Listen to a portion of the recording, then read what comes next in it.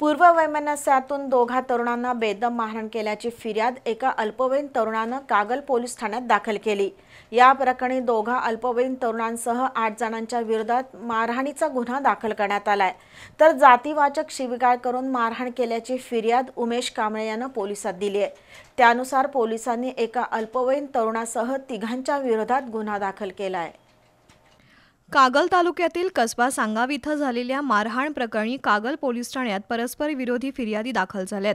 कागल ते कसबा सांगाव रोडवर मोटरसायकलवरून पाठलाग करून मारहाण केल्याची फिर्याद एका अल्पवयीन तरुणानं कागल पोलिसात दिली आहे। या प्रकरणी दोघा अल्पवयीन तरुणांसह 8 जणांच्या विरोधात पोलिसांनी गुन्हा दाखल केलाय। तर या प्रकरणातील फिर्यादी जखमी असून त्याला उपचारासाठी खासगी रुग्णालयात दाखल केलंय। त्यातील 6 संशयितांना पोलिसांनी अटक केली आहे। दरम्यान जातीवाचक शिवीगाळ करून मारहाण केल्याची फिर्याद उमेश कांबळे यानं कागल पोलिसात दिली आहे। या प्रकरणी पोलिसांनी एका अल्पवयीन तरुणासह 3घांच्या विरोधात गुन्हा दाखल केलाय।